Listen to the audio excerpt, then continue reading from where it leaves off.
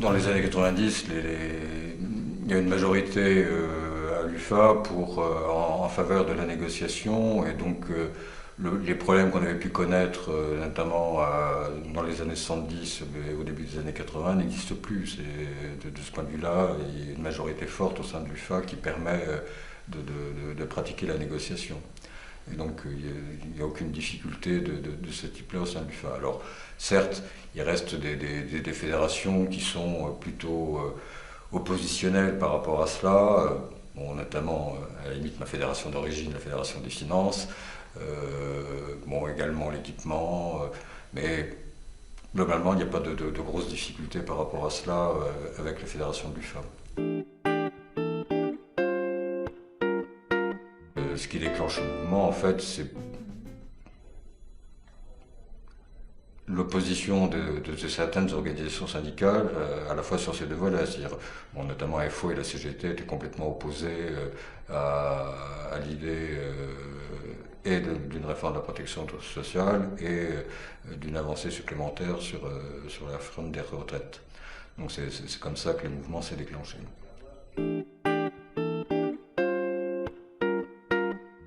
Le conflit de 95 a été quand même très dur à gérer parce que, évidemment, il y avait de très gros débats en interne sur la façon de se positionner par rapport à tous les mouvements de novembre-décembre 95.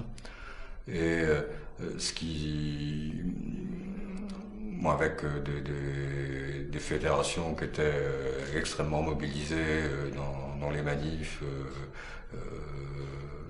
et puis d'autres qui étaient beaucoup plus en retrait.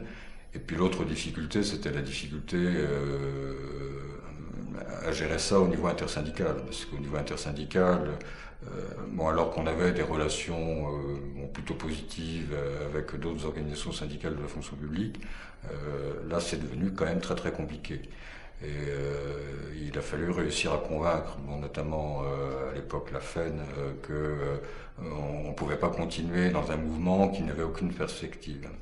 Et donc tout le travail a été de réussir à donner des perspectives à ce mouvement-là et d'obtenir, bon, heureusement pour nous, on avait changé de ministre de la fonction publique, on avait eu Pêche à l'été 95 et puis ensuite on s'est retrouvé à l'automne avec Perben, et Perben était quand même nettement plus politique et intelligent que l'était Pêche de ce point de vue-là. On a réussi avec Perben à trouver un débouché qui s'est concrétisé d'ailleurs par une loi fin 1996, une loi qui prévoyait notamment un nouveau plan de titularisation, des possibilités sur l'association progressive d'activité, donc ces éléments-là qui ont permis de sortir du conflit de 95.